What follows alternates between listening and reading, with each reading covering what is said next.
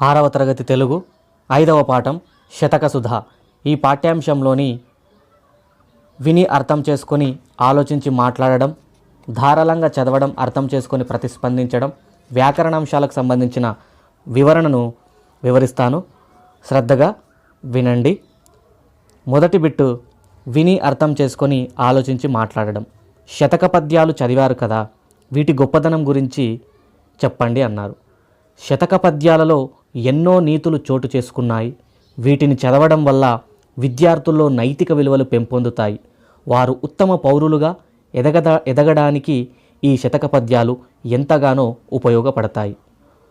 ఒకరు పద్యం చదవండి, మరొకరు భావం చెప్పండి అన్నారు. ఇది విద్యార్థి చేసేటటువంటి కృత్యం. ముందుగా ఒక విద్యార్థి ఒక పద్యాన్ని చెప్పండి, ఇంకొక విద్యార్థి దాని భావాన్ని చెప్పండి. ఈ విధంగా పూర్తి చేయండి. ధారాళంగా చదవడం, అర్థం చేసుకొని ప్రతిస్పందించడం. కింది భావాలకు సరిపోయిన పద్యపాదాలను పాఠం నుండి వెతికి రాయండి అన్న. మనిషే భగవంతుడు అని తెలుసుకొని సేవ చేయాలి. మానవుడే మాధవుండను జ్ఞానంబున ప్రజల సేవ సలుపు అనే పద్యపాదం. తప్పును దాచిపెట్టేవారు చెడ్డవారు, తప్పును కప్పిపుచ్చువారు కలుషమతులు అనే పద్యపాదం. గొప్పలు చెప్పుకోవడం కూడా తప్పే, గొప్పలు చెప్పిన నదియును తప్పే అనే పద్యపాదం. మంచివారికి సేవ చేయాలి. సాధులగనుగొన్న సేవ సల్పుము తనయ అని ఉంటుంది ఆ పద్యపాదం. మంచివారికి సేవ చేయాలి. సాధులగనుగొన్న సేవ తలుపుము, సేవ సల్పుము. కింది పద్యాన్ని చదవండి.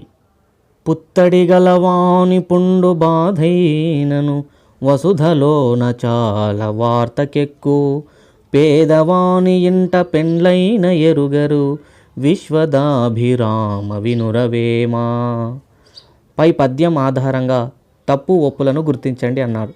పుత్తడి గలవాడంటే ఇనుము గలవాడు, ఇది తప్పు. పుత్తడి అంటే బంగారము, ఇక్కడ పుత్తడి గలవాడంటే ఇనుము గలవాడు అన్నారు, తప్పు.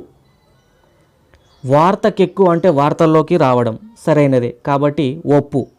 పేదవాడి ఇంట్లో పెండ్లి జరిగినా ఎవరికీ తెలియదు, నిజమే, ఒప్పు. శ్రీమంతులు ఏది చేసినా అది వార్త అవుతుంది, ఇది కూడా నిజమే కాబట్టి ఒప్పు. కింది వాక్యాలు చదవండి. మీరు చేసే పనులకు సంబంధించిన సరైన జవాబును టిక్తో గుర్తించండి. టిక్ మార్క్ చేయాలి, రైట్. నేను తప్పు చేసి ఆ తప్పును కప్పిపుచ్చుకోను, అవును. ఇతరులకు మేలు చేసి ఆ గొప్పలు చెప్పుకోను, అవును. నాకు అందరూ మంచివాళ్ళుగానే కనిపిస్తారు, అవును. నేను ఎవరితోనూ వాదాలు పెట్టుకోను, అవును. కొట్లాటలు పెట్టుకోను అని అర్థం. నేను మంచి వాళ్ళతో స్నేహం చేస్తాను, అవును.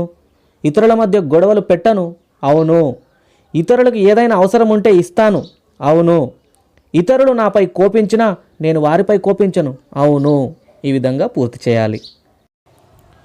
కింది పదాలతో సొంత వాక్యాలను రాయండి. హితం, హితం అంటే మేలు అని అర్థం. సమాజంలో అందరి హితాన్ని కోరుతూ ఉండాలి. హర్షించుట, సంతోషించుట అని అర్థం. ఉద్యోగులకు జీతాలు పెరిగితే హర్షిస్తారు. మోదం అంటే సంతోషం. ఆట పోటీలలో గెలిచినప్పుడు నాకెంతో మోదంగా ఉంటుంది. పరధనం అంటే ఇతరుల డబ్బు, ఇతరుల ధనం. పరధనం దొంగిలించరాదు. దుర్గతి అంటే కష్టం. కొందరు తగని పని చేసి దుర్గతి పాలవుతారు. మేలు అంటే ఉపకారం. ఇతరులకు మేలు చేయాలి కానీ కీడు చేయరాదు. ప్రజల సేవ అంటే మానవ సేవ. ప్రజల సేవ చేసే భాగ్యం అందరికీ లభించదు. ఉదాహరణకి ఇక్కడ ఒకటి ఇవ్వడం జరిగింది. మానవునికి మోదమే బలాన్ని కలిగిస్తుంది. మోదం అంటే సంతోషమని అర్థం. జట్టు పని. పద్యాల్లోని పదాల్లో ఏ ఏ పదాలు పుస్తకం చివరి అకారాది పట్టికలో ఉన్నాయో చూసి వాటి కింద గీత గీయండి, అర్థాలు రాయండి అన్నారు. నారి అంటే స్త్రీ అని అర్థం. పరముడు ఉన్నతుడు, గొప్పవాడు. చిత్తము మనస్సు. తప్తం కాలిన. నలినీదళం తామరాకు. తనర్చు ప్రకాశించు. శుక్తి ముత్యపు చిప్ప. మోదము సంతోషం. సాధువు మంచివాడు. మాధవుడు విష్ణువు. మాన్య గొప్పదైన. మనీషి బుద్ధిమంతుడు. ఈ విధంగా రాయాలి. భాషను గురించి తెలుసుకుందాం. కింది పేరాలో విభక్తి ప్రత్యయాలు ఉన్నాయి, వాటిని గుర్తించి రాయండి. బతుకమ్మను పూజించడం అంటే ప్రకృతిని పూజించడమే. గౌరీదేవిని కొలవడం బతుకమ్మ పండుగలో అంతర్భాగం. బతుకమ్మను పేర్చడం కళాత్మక నైపుణ్యం. బతుకమ్మ పాటలు అనుబంధాలకు నిలయాలు. చేతులతో చప్పట్లు కొడుతూ బతుకమ్మ పాటలు పాడుతారు. ఆ చప్పట్లు లయాత్మకంగా ఉంటాయి. పాటలందు పౌరాణిక వర్తమాన సంఘటనలుంటాయి. అందుకొరకు గ్రామాల్లో ప్రజలు బతుకమ్మ పండుగను చాలా ఘనంగా జరుపుకుంటారు. రావమ్మ బతుకమ్మ, సంపదను ఇవ్వమ్మ అంటూ పూజలు చేస్తారు. ఆ పూజల వల్ల ఫలితాన్ని పొందుతారు. పదం, విభక్తి ప్రత్యయం, విభక్తి పేరు ఇవ్వడం జరిగింది. బతుకను, బతుకును, ఇక్కడ ను అనేటువంటి ప్రత్యయం, ఇది నిన్నులను కూర్చి గురించి, ఇది ద్వితీయ విభక్తికి చెందినది. ప్రకృతిని, నీ వచ్చింది ఇక్కడ కాబట్టి ద్వితీయ విభక్తి. చేతులతో, తో వచ్చింది, చేతన్ చేన్ తోడంతో తృతీయ విభక్తి. అందుకొరకు, కొరకున్కై చతుర్థి విభక్తి. పూజ వల్ల, పూజల వల్ల, వలనన్ కంటెన్ పట్టి పంచమి విభక్తి. పండుగలో, కిన్కున్ యొక్క లోన్ లోపలన్ షష్ఠి విభక్తి. పాటలందు, అందున్నన్ సప్తమి విభక్తి. ఈ విధంగా అక్కడ పేరాలో ఉన్నటువంటి పదాల ఆధారంగా విభక్తి ప్రత్యయాలను ఆధారంగా చేసుకొని విభక్తిని ఈ విధంగా గుర్తించాలి. మై డియర్ స్టూడెంట్స్, చక్కగా అర్థమయ్యాయి కదా? ఒక లైక్ చేయండి, సబ్స్క్రైబ్ చేయండి ఛానల్ను, మీ మిత్రులకు షేర్ చేయండి. కింది ఖాళీలను సరి అయిన విభక్తి ప్రత్యయాలతో పూరించి అవి ఏ విభక్తిలో రాయండి. ఉదాహరణకు, చెరువు నందు నీరు నిండుగా ఉన్నది. నందు, అందున్నన్ సప్తమి విభక్తి. చదువుకు మూలం శ్రద్ధయే, ఇక్కడ కు వచ్చింది కాబట్టి కిన్కున్ యొక్క లోన్ లోపలన్ షష్ఠి విభక్తి. చేసిన తప్పును ఒప్పుకునేవారు ఉత్తములు. తప్పును, ను నిన్నుండ్లను కూర్చి గురించి ద్వితీయ విభక్తి. కడుపులో విషం ఉన్నవారు కాలనాగు కంటే ప్రమాదకారులు. కంటే, వలనన్ కంటెన్ పట్టి పంచమి విభక్తి. ఘటములో నీరు నిండుగా ఉన్నది. ఘటములో, కిన్కున్ యొక్క లోన్ లోపలన్ షష్ఠి విభక్తి. దేశభక్తులు దేశం కోసం తమ సర్వస్వాన్ని త్యాగం చేశారు. కొరకున్ కై కోసం, కొరకున్ కై, కొరకున్ కోసం కై చతుర్థి విభక్తి. హింస వల్ల దేనిని సాధించలేం. వలనన్ కంటెన్ పట్టి పంచమి విభక్తి. అతడు కుంచెతో చిత్రాలు గీశాడు. చేతన్ చేన్ తోడంతోన్ తృతీయ విభక్తి. వాదాలు పెట్టుకోవడం వల్ల మనస్సు ప్రశాంతతను కోల్పోతుంది. వలనన్ కంటెన్ పట్టి పంచమి విభక్తి. బాలికలు బహుమానాలు తీసుకోవడానికి వేదికపైకి ఎక్కారు.